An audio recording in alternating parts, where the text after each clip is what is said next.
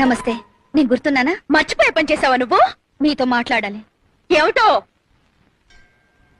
మీ వారిని పెళ్లి చేసుకుందాం అనుకుంటున్నాను.